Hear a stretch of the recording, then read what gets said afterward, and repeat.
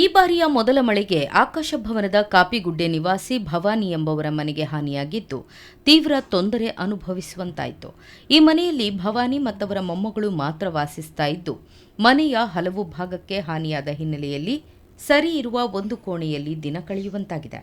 ಅಸೌಖ್ಯದಿಂದಾಗಿ 3 ತಿಂಗಳು ಆಸ್ಪತ್ರೆಯಲ್ಲಿದ್ದ ಭವಾನಿಯವರು ಮಗಳ ಮನೆಯಲ್ಲಿ ಸ್ವಲ್ಪ ದಿನ ಇದ್ದು ಇಲ್ಲಿಗೆ ಬಂದಾಗ ಮನೆ ಹಾನಿಗೀಡಾಗಿದೆ. ಈ ಪರಿಸ್ಥಿತಿಯಲ್ಲಿ ಅವರು ಮನೆ ಬಿಟ್ಟು ಹೋಗುವಂತಿಲ್ಲ. ಹಾನಿಗೀಡಾದ ಮನೆಯಲ್ಲಿ ಇರುವಂತೆಯೂ ಇಲ್ಲ ಎಂಬಂತಾಗಿದೆ. ಪಾಲಿಕೆ ಅಧಿಕಾರಿಗಳು ಪರಿಶೀಲಿಸಿ ತೆರಳಿದ್ದಾರೆ. ಆದರೆ ಸರ್ಕಾರದಿಂದ ನೆರವು ಲಭಿಸಿಲ್ಲ.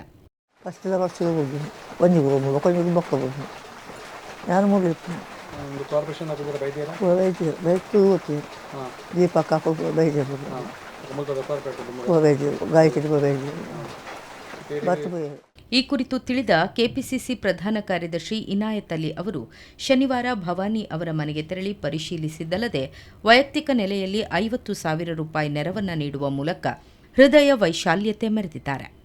ಈ ವೇಳೆ ಮಾಧ್ಯಮಗಳೊಂದಿಗೆ ಮಾತನಾಡಿದ ಇನಾಯತ್ ಅಲಿ ಅವರು, ಸರ್ಕಾರದ ವತಿಯಿಂದ ನೆರವು ಒದಗಿಸಲು ಶ್ರಮಿಸುವೆ.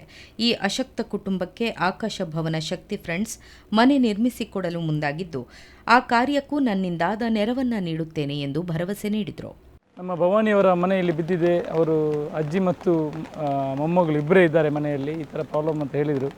ಇದಕ್ಕೆ ಬೇಕಾದ ವ್ಯವಸ್ಥೆಯನ್ನು ಕೂಡ ಶಕ್ತಿ ಫ್ರೆಂಡ್ಸ್ ನಮ್ಮ ಶರಣನ ನೇತೃತ್ವದಲ್ಲಿ ನಡೀತಾ ಇದೆ.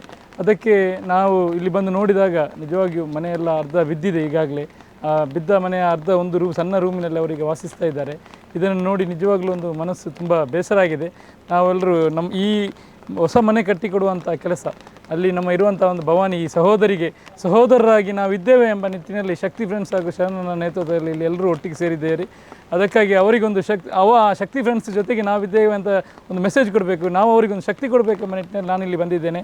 ಅವರ ಈ ಮನೆ ಕಟ್ಟುವ ಕೆಲಸದಲ್ಲಿ ಕೂಡ ನಾನು ಕೂಡ ಅವರೊಂದಿಗೆ ಭಾಗಿಯಾಗುತ್ತೇನೆ ಎಂಬ ಮಾತನ್ನು ಹೇಳಿ ಈ ಭಗವಂತನು ಈ ಮನೆ ಆದಷ್ಟು ಬೇಗ ಪೂರ್ತಿಯಾಗಲಿ ಎಂದು ಆಶಿಸ್ತಾ ಇದ್ದೇನೆ. ಮಾಜಿ ಕಾರ್ಪೊರೇಟರ್ ದೀಪಕ್ ಪೂಜಾರಿ, ಶಕ್ತಿ ಫ್ರೆಂಡ್ಸ್ ಅಧ್ಯಕ್ಷ ರೋಹಿತ್, ಪ್ರಮೀಳಾ ಈಶ್ವರ್ ಮತ್ತಿತರರು ಈ ಸಂದರ್ಭ ಸ್ಥಳದಲ್ಲಿದ್ದರು.